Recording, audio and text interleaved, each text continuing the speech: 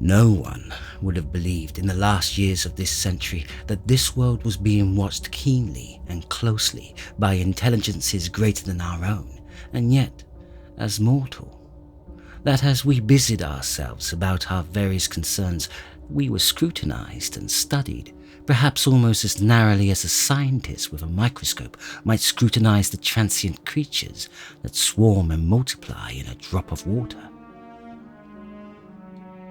With infinite complacency, we went to and fro over this globe with our little affairs, serene in our assurance of our empire over matter. It is possible that the infusura under the microscope do the same. No one gave a thought to the older worlds of space as sources of human danger, or thought of them only to dismiss the idea of life upon them as impossible or improbable. It is curious to recall some of the mental habits of those departed days. At most, we fancied there might be life upon Mars, perhaps inferior to ourselves and ready to welcome a missionary enterprise. Yet, across the gulf of space, minds that are to our minds as those that are to the beasts that perish, intellects vast and cool and unsympathetic, regarded this earth with envious eyes.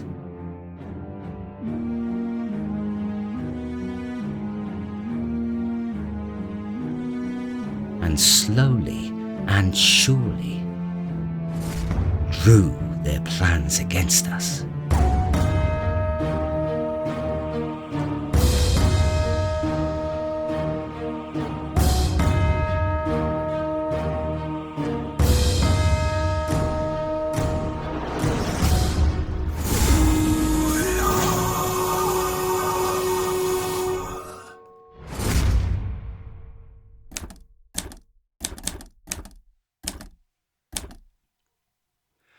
And early in the 20th century came the Great Disillusionment.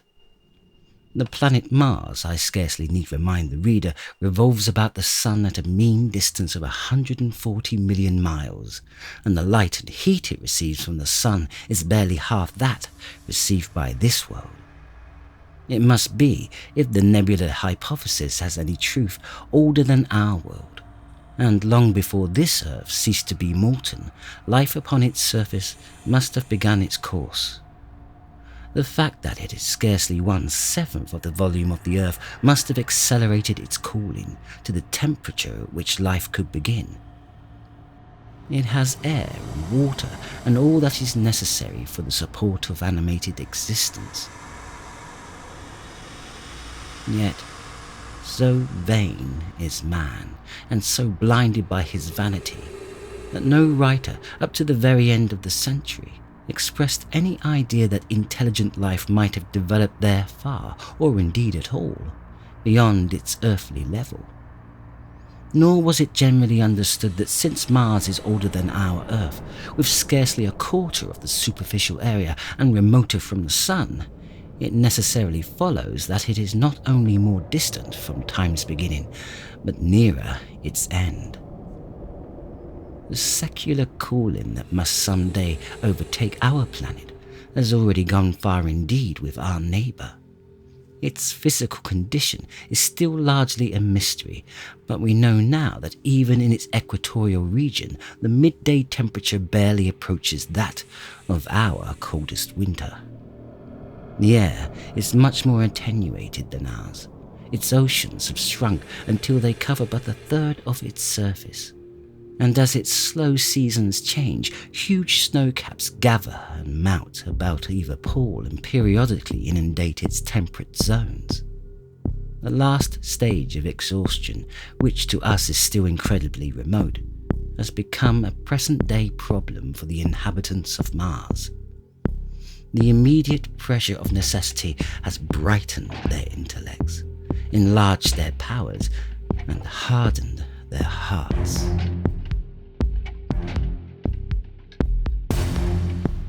And look galloping across space with instruments and intelligences such as we have scarcely dreamed of, they see, at its nearest distance only 35 million miles sunward of them, a morning star of hope, our own warmer planet, green with vegetation and grey with water, with a cloudy atmosphere eloquent of fertility, with glimpses through its drifting cloud wisps of broad stretches of populous country and narrow, navy-crowded seas.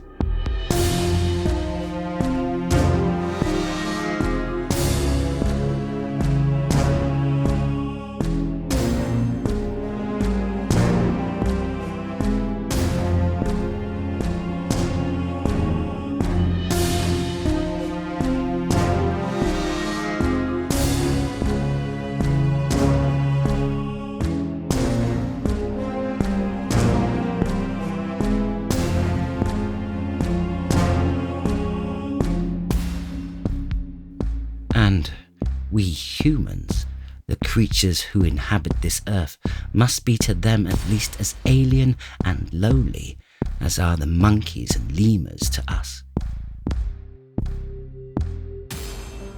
The intellectual side of humans already admits that life is an incessant struggle for existence, and it would seem that this too is the belief of the minds upon Mars. Their world is far gone in its cooling, and this world is still crowded with life, but crowded only with what they regard as inferior animals. To carry warfare somewhat is, indeed, their only escape from the destruction that, generation after generation, creeps upon them. And before we judge them too harshly, we must remember what ruthless and utter destruction our own species has wrought, not only upon animals such as the vanished bison and the dodo, but upon its inferior races. The Tasmanians, in spite of their human likeness, were entirely swept out of existence in a war of extermination waged by European immigrants in the space of 50 years. Are we such apostles of mercy as to complain if the Martians warred in the same spirit? The Martians seem to have calculated their descent with amazing subtlety. Their mathematical learning is evidently far in excess of ours, and to have carried out their preparations with a well-nigh perfect unanimity. Had our instruments permitted it, we might have seen the gathering trouble far back in the 19th century. Men like Schiaparelli watched the red planet. It's odd, by the by, that for countless centuries Mars has been seen as the star of war, but failed to interpret the fluctuating appearances of the markings they map so well. All that time, the Martians must have been getting ready. During the opposition of 1894, a great light was seen on the illuminated part of the disk, first at the Lick Observatory, then by Puritin of Nice, and then by other observers. English readers heard of it first in the issue of Nature, dated August 2nd. I am inclined to think that this blaze must have been the casting of the huge gun, in the vast pits sunk into their planet, from which their shots were fired at us.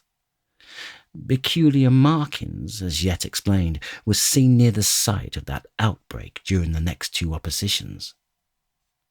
The storm burst upon us 6 years ago now. As Mars approached opposition, Laval of Java set the wires of the astronomical exchange palpitating with the amazing intelligence of a huge outbreak of incandescent gas upon the planet. It had occurred towards the midnight of the 12th, and the spectroscope to which he had once resorted indicated a mass of flaming gas, chiefly hydrogen, moving with an enormous velocity towards this Earth. This jet of fire had become invisible about 12:15. He compared it to a colossal puff of flame suddenly and violently squirted out of the planet, as flaming gases rushing out of a gun. A singularly appropriate phrase it proved. Yet, the next day, there was nothing of this in the papers except a little note in the Daily Telegraph, and the world went in ignorance of one of the gravest dangers that ever threatened the human race. I might not have heard of the eruption at all had I not met Ogilvy, the well-known astronomer, at Ottershaw. He was immensely excited at the news, and in the excess of his feelings invited me up to take a turn with him that night in a scrutiny of the red planet. In spite of all that had happened since, I still remember that vigil very distinctly. The black and silent observatory, the shadowed lantern throwing a feeble glow upon the floor in the corner, the steady ticking of the clockwork of the telescope, the little slit in the roof, an oblong profundity with the stardust streaked across it. Ogilvy moved about, invisible but audible. Looking through the telescope, one saw a circle of deep blue and the little round planets swimming in the field. It seemed such a little thing, so bright and small and still, faintly marked with traverse stripes and slightly flattened from the perfect round.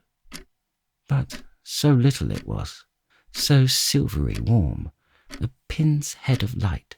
It was as if it quivered. But really, this was the telescope vibrating with the activity of the clockwork that kept the planet in view. As I watched, the planet seemed to grow larger and smaller and to advance and recede. But that was simply that my eye was tired. 40 millions of miles it was from us, more than 40 millions of miles of void. Few people realize the immensity of vacancy in which the dust of the material universe swims. Near it, in the field, I remember, were 3 faint points of light, 3 telescopic stars, infinitely remote, and all round it was the unfathomable darkness of empty space. You know how that blackness looks on a frosty starlit night. In a telescope, it seems far profounder, and invisible to me because it was so remote and small, flying swiftly and steadily towards me across that incredible distance, drawing nearer every minute by so many thousands of miles, came the thing they were sending us. The thing that was to bring so much struggle and calamity and death to this earth. I never dreamed of it then as I watched. No one on earth dreamed of that unerring missile. That night, too, there was another jetting out of gas from the distant planet. I saw it. A reddish flash at the edge, the slightest projection of the outline just as the chronometer struck midnight. And at that, I told Ogilvy, and he took my place. The night was warm and I was thirsty, and I went stretching my legs clumsily and feeling my way in the darkness to the little table where the siphon stood, while Ogilvy exclaimed at the streamer of gas that came out towards us. That night, another invisible missile started on its way to the Earth from Mars, just a second or so under 24 hours after the first one. I remember how I sat on the table there in the blackness, with patches of green and crimson swimming before my eyes. I wish I had had a light to smoke by, little suspecting the meaning of the minute gleam I had seen, and all that it would presently bring me. Ogilvy watched till 1 and then gave it up, and we lit the lantern and walked over to his house. Down below in the darkness were Ottershaw and Chertsey, and all their hundreds of people sleeping in peace. He was full of speculation that night about the condition of Mars, and scoffed at the vulgar idea of it having inhabitants who were signaling us. His idea was that meteorites might be falling in a heavy shower upon the planet, or that a huge volcanic explosion was in progress. He pointed out to me how unlikely it was that organic evolution had taken the same direction in the two adjacent planets. The chances of anything man-like on Mars are 1,000,000 to 1, he said. Hundreds of observers saw the flame that night, and the night after about midnight, and again the night after, and so for 10 nights, a flame each night. Why the shots ceased after the 10th, no one on Earth has attempted to explain. It may be the gases of the firing caused the Martians inconvenience. Dense clouds of smoke or dust visible through a powerful telescope on Earth as little grey fluctuating patches spread through the clearness of the planet's atmosphere and obscured its more familiar features. Even the daily papers woke up to the disturbances at last, and popular notes appeared here, there and everywhere concerning the volcanoes upon Mars.